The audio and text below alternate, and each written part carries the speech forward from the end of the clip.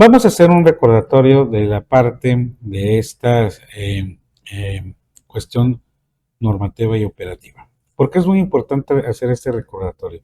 Si nosotros no tenemos esta bien identificado o que tengamos clara esta parte, no vamos a poder realizar nuestra auditoría archivística. Hay que recordar, primeramente, la naturaleza de los archivos. El documento tiene un ciclo vital. Este ciclo vital pasa por tres etapas o tres fases: la fase activa, la fase semiactiva y la fase inactiva o histórica. En la fase activa yo me encuentro con todos los documentos que son producidos para atender y desahogar la gestión o tramitación de los diversos asuntos. Y esta información se consulta de manera constante.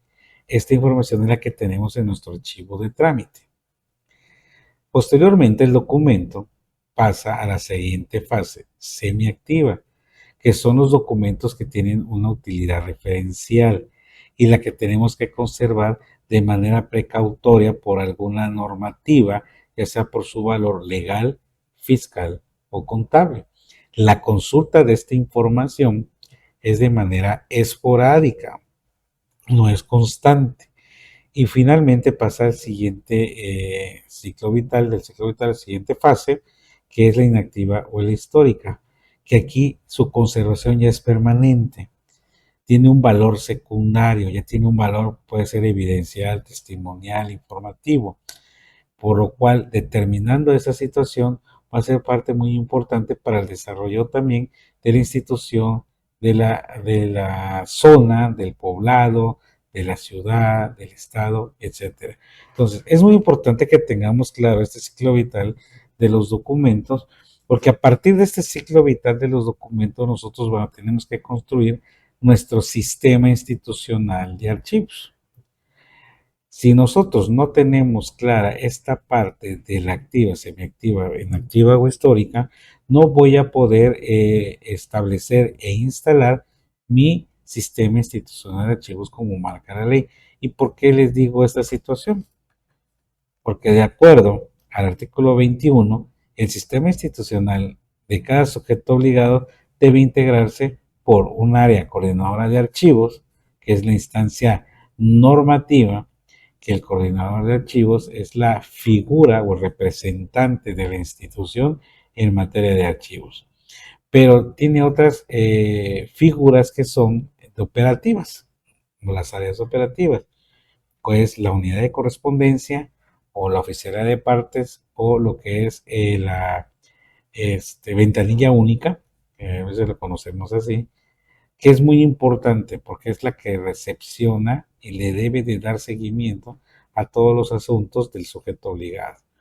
Este documento o esta primera acción que realiza la unidad de correspondencia se la debe girar al archivo de trámite que le competa, es decir, a la unidad administrativa que tiene esa competencia dentro de sus atribuciones y sus funciones. Entonces, una vez que ya ingresa al sujeto obligado la información por correspondencia, la turna al área que le compete y tendrá un responsable de esa información que conocemos como el responsable del archivo de trámite, para que vaya integrando sus expedientes, ¿sí?, de archivo. Acuérdense que ya no está permitido el oficios varios, correspondencia enviada, correspondencia recibida. No, ya no. Cada información que está plasmada en un documento se debe de empezar a integrar un expediente de acuerdo al asunto del que estamos manejando. Entonces estamos hablando de que esa es la responsabilidad de archivo de trámite. De aquí voy a hacer una pausa. Si nosotros utilizamos diferentes documentos de comunicación. Estos documentos de comunicación los conocemos como oficio, como memorando, como circular. El oficio es para tener una comunicación externa, el memorándum para tener una comunicación interna y la circular es para tener una comunicación masiva, masas. Entonces, no es el oficio, el memorándum o la circular. Esos son los medios de comunicación. Lo que nosotros tenemos que ver es el contenido que está plasmado en estos diferentes tipos de documentos. Entonces, yo tengo que ver el contenido, independientemente sea oficio, memorándum o circular, y de acuerdo al contenido, tengo que identificar qué es el asunto o cuál es la temática, para que ahora sí ya tenga esa información y la pueda integrar a mi expediente de archivo. Ese es como vamos a ir generando. Luego, dentro del sistema institucional de archivos se encuentra el archivo de concentración. El archivo de concentración, como bien su nombre lo dice, concentra toda la información que generan o tienen bajo su resguardo los archivos de trámite. Entonces, el archivo de trámite tiene que enviar al archivo de concentración parte de esa información. ¿Y por qué digo parte? Porque también tenemos que hacer procesos de depuración. No se envía todo. Y finalmente tenemos entre nuestro sistema institucional de archivos al archivo histórico. Entonces, en el archivo histórico ya llega toda esta información que se va a conservar de manera permanente y todo lo que entra en un archivo histórico no se le puede dar de baja. Entonces ya estamos dando cumplimiento a un sistema, el coordinador de archivos que vigila que este sistema esté funcionando, y la parte de correspondencia la que va a recibir esta documentación para que se la torne al responsable de archivo de trámite, integre su expediente y una vez que tiene integrado su expediente, determinar cuánto tiempo se va a conservar para luego transferirlo o enviarlo al archivo de concentración, que a su vez igual realizará estas valores secundarias, ya de si es evidencial, testimonial o informativo, para que se conserve de manera permanente y se envíe al archivo histórico. En el archivo histórico solamente eh, se conserva la información, se difunde y ayuda para el acceso a toda la población, porque la información que entra en un archivo histórico se convierte en automáticamente pública. Y obviamente para que podamos realizar estas funciones de este sistema institucional de archivos, pues la ley establece que los responsables de archivos referidos en la fracción 2, inciso B, serán nombrados por el titular de cada área o unidad. Es decir, lo que es el área coordinadora de archivos, correspondencia, concentración e histórico, los tiene que nombrar el titular del sujeto obligado. En el caso del archivo de trámite, serán nombrados por el titular de cada área administrativa. Y la ley también establece y menciona que los encargados y responsables de cada área de este sistema institucional de archivos deberán contar con la licenciatura en áreas afines o bien tener conocimientos, habilidades complementarias y experiencias acreditadas en archivística. Entonces es muy importante que nosotros estemos actualizándonos, que nos estemos capacitando, que nos estemos profesionalizando, y qué mejor que a través de estos cursos que se están llevando a cabo.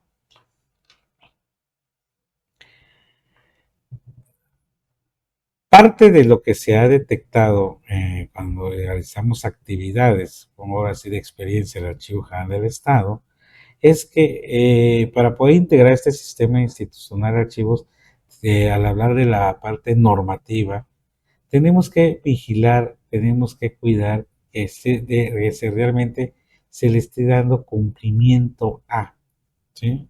A esta ley. Entonces, pongo de ejemplo un nombramiento de un ayuntamiento en el cual primeramente tengo que fundamentar con qué artículo, con qué ley el titular del sujeto obligado puede firmar. O sea, tengo que fundamentar primero que el titular del sujeto obligado tiene la facultad de firmar un nombramiento. Posteriormente, tengo que fundamentar en la ley de archivos qué artículos o qué fracciones me establecen el cargo que va a realizar con sus funciones y atribuciones algún integrante de este sistema institucional de archivos.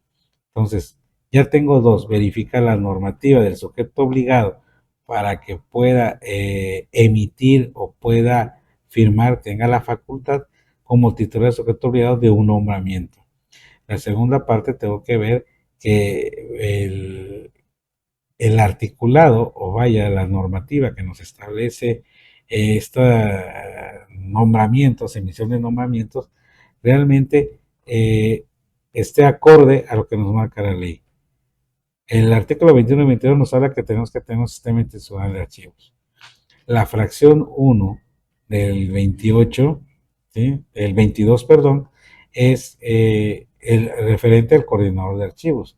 28 y 29 de sus atribuciones y funciones. Pero si yo tengo el nombramiento de un área de correspondencia, ya cambiaría.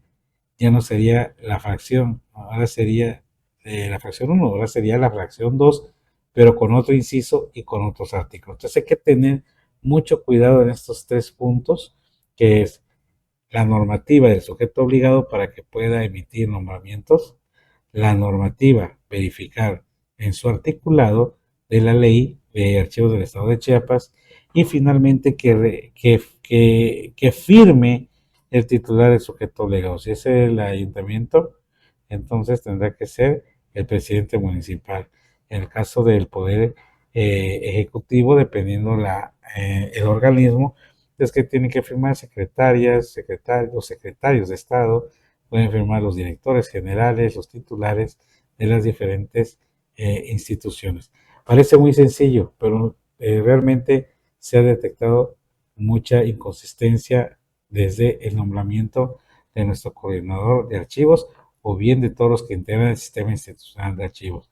Si lo firma el secretario municipal, sigo en el ejemplo de ese ayuntamiento, firma el secretario municipal un nombramiento, pues definitivamente no tiene validez, porque la ley nos marca que tiene que ser el titular del sujeto obligado. Entonces ya mi cédula de verificación, ya voy a empezar a encontrar estas evidencias que me va a permitir a mí a empezar a desarrollar en ese sentido las opciones o las recomendaciones que voy a llevar a cabo. Aquí pongo otro ejemplo que es de una responsable de archivo de trámite. ¿Sí? Entonces ahí como cambia el sentido de su normativa interna y de la normativa en materia de archivos. Aquí al hablar de un responsable de archivo de trámite, ya habla de la fracción 2, inciso B, y el artículo 31, ¿no? Entonces, con sus diferentes fracciones. El 31 se enfoca a la responsable de archivo de trámite y todos los artículos, todas las fracciones, perdón, de este artículo ya nos establece por ley cuáles son las responsabilidades que tenemos al contar con este nombramiento. Esa es parte esencial en este sentido para la integración de la parte normativa en cada sujeto obligado. Entonces, ¿cuáles son los elementos con los cuales debo de contar? Mi acuerdo general. Dentro de mi acuerdo general, pues vienen todos los nombramientos y que los nombramientos cumplan con lo que marca la ley. Debo tener instalado mi grupo interdisciplinario y aquí también hay que verificar que el grupo interdisciplinario realmente lo integren lo que nos marca la ley. La ley nos marca que tienen que ser jurídico, planeación, coordinación de archivos, transparencia, informática y el órgano interno de control y algún órgano administrativo o área administrativo que ustedes consideren que pueden formar parte de este grupo interdisciplinario. Tengo que tener también mis reglas de operación de este grupo interdisciplinario. La ley es muy clara, en el 57, si no recuerdo, establece que se deben emitir las reglas de operación de este grupo interdisciplinario. Ya nos dijo que lo debemos de integrar, pero no nos dijo cómo debe operar. Entonces, ahí si hay alguna ausencia, si no se cumple con el quórum que mínimo establecido, si llegó algún representante, se acepta o no se acepta, Todo eso debe quedar establecido en nuestras reglas de operación.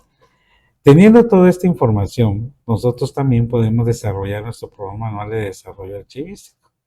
Al hablar del programa anual de desarrollo archivístico, así como la parte de auditoría archivística que maneja 3 niveles, son los mismos niveles que se va a manejar también en el programa anual de desarrollo archivístico. La parte documental, la parte normativa, la parte estructural. Todos esos elementos deben ir impregnados también en nuestro programa anual de desarrollo archivístico.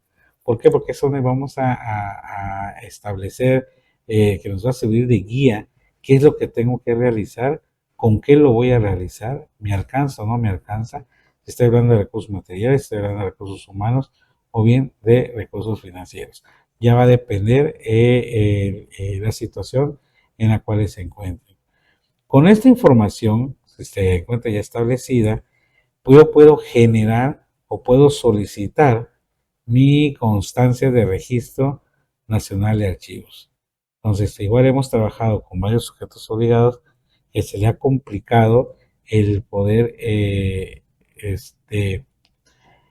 obtener este registro nacional de archivos, porque no cumple con lo que marca el programa anual de desarrollo archivístico, no cuenta con nombramientos, no cuenta con el grupo interdisciplinario, no cuenta con las reglas de operación. Importante, este registro nacional de archivos es una renovación anual y va a depender mucho del cumplimiento que tenga de mi programa anual de desarrollo archivístico. Y finalmente, mis instrumentos archivísticos. Ya los tengo, estoy operando o cómo se encuentran. Entonces es muy importante tener todos estos elementos como sujeto obligado para que yo pueda poder llevar a cabo la evaluación de nuestra auditoría archivística. Entonces son los temas que debemos de tener claro y que los quise recordar en esta sesión, porque si no lo contamos realmente nuestra auditoría no funcionaría, no tendría razón de ser o de ejecutar, porque no tendríamos la parte importante y lo demás pues prácticamente pues no se ha llevado a cabo. Entonces recalco estos puntos muy importantes de la guía para la auditoría archivística.